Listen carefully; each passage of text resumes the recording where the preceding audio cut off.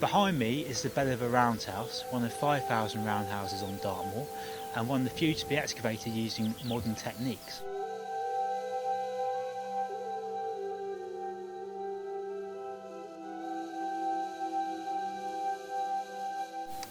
We found a wonderful sequence of well-preserved deposits, including a unique for Dartmoor an abandonment cairn, which indicates that the site was of strong importance for local people even after they'd stopped living there.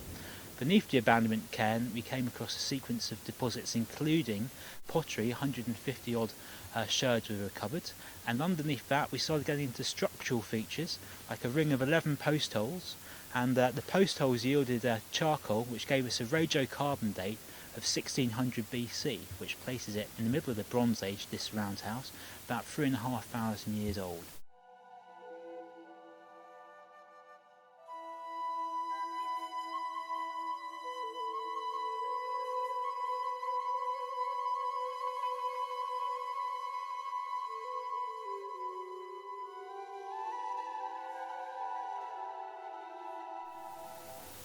This is one of the pieces of pottery that was recovered from the excavations of the roundhouse.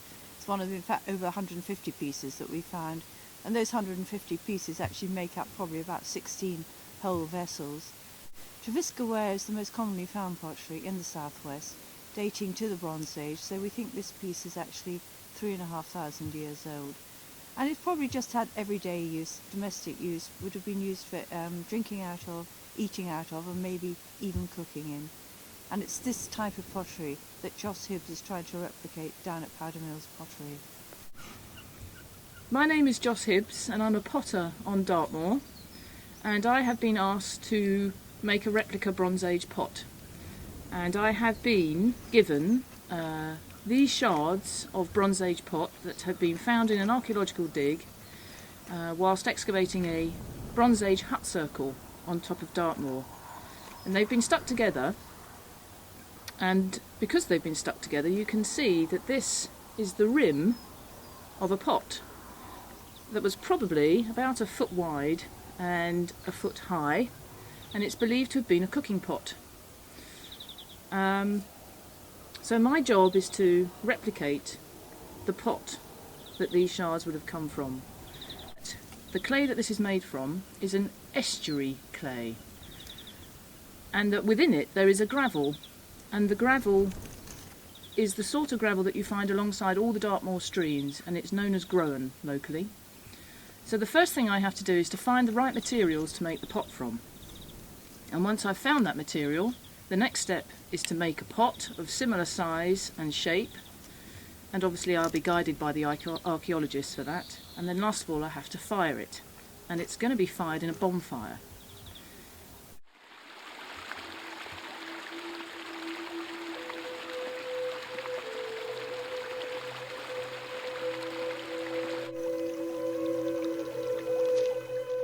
This is the stuff that's called groen, and this is what is in the clay of the pot that I've got back at the pottery.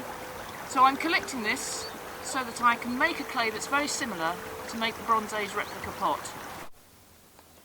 In this bucket I have estuarine clay, which I've collected from the River Tean near Teignmouth. And I've collected estuarine clay because the archaeologists and geologists that have been talking to me about the original potsherd believe that the clay used came from a river estuary. And once you've added your cleaned estuarine clay to your river gravel, you end up with this sort of mixture. This is still very wet and it's drying on a board, so I can't actually use it yet, it's too sloppy. But once it's dried back a bit, you end up with a workable clay like this. And this is the mixture that I'm going to use to make the replica Bronze Age pot.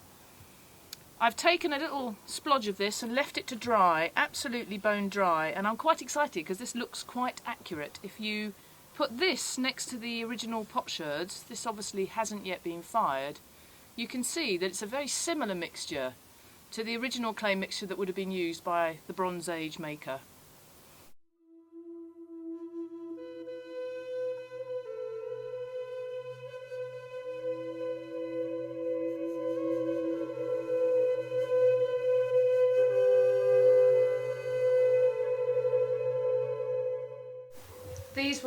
these pots were built up using coils, which is just a case of taking a piece of clay, rolling them into a sausage. Once you've got them to about that size, they were flattened and then added onto the clay. Coil is stuck onto the base, melding it into each other.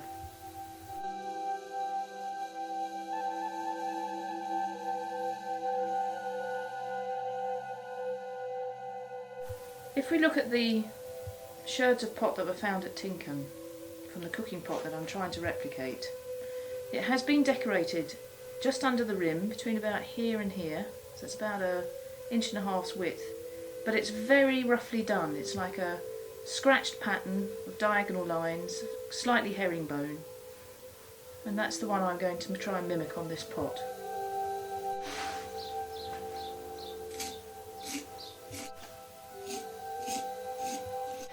In chatting to the archaeologists, the shape of pot that I'm aiming for is a pot that's about 30 centimetres tall and 25 centimetres wide, with a slight belly in the wall.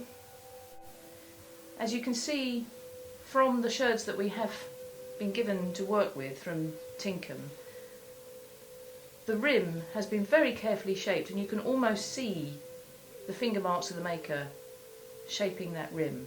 And if you hold the rim up to the pot that I have here, you can see that it also hints at the rounded wall that would have gone beneath it in the pot in that roundhouse up at Tinkham. The last stage of making the pot is to fire it, and very little is known about how this would have been done 3,500 years ago. There's been no structures found to give us any clue, and as I don't have generations of Bronze Age forefathers to tell me how it should be done, I have to use what I know as a 21st century potter to try and guess. And I do know that the most dangerous part of the firing for the pot is the first part, because until the pot reaches about 600 degrees centigrade, a flame cannot touch it. You can heat it, but you can't put it near a flame.